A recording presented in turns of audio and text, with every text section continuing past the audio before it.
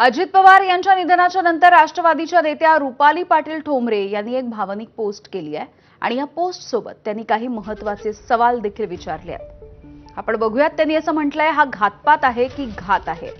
अजितदादांच्या अचानक जाण्याने बधीर झालो, कसे झालो, का झालं काहीच कळत नाही। जे घडलं त्याची पारदर्शक चौकशी होणं गरजेचं आहे, ते जगासमोर येणं तितकंच महत्त्वपूर्ण आहे।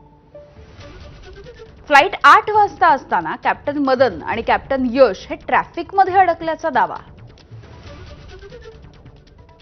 दोघांना एकाच वेळेला उशीर, अचानक पायलटचा बदल आणि त्यानंतरची सेफ्टी प्रक्रिया।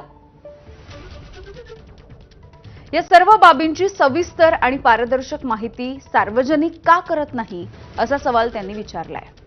याची चौकशी होणं गरजेचं आहे, कारण यामधूनच घात की अपघात हे समजेल।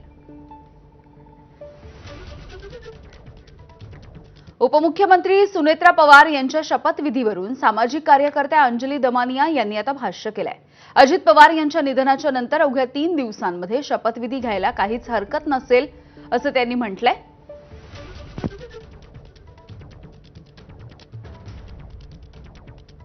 बिझनेस ॲज युज्युअल असेल तर पुणे जमीन घोटाळ्याची चौकशी थांबवायची नाही।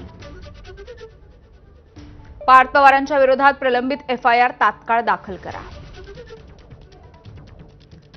खारगे आयोगाचा अहवाल त्वरित सार्वजनिक करा, अशी मागणी देखील दमानिया यांनी केली आहे।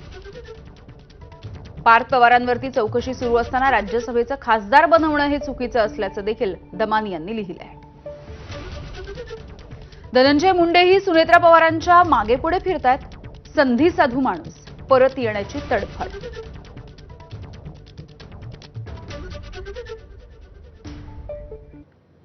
अजित पवारांनी दोन्ही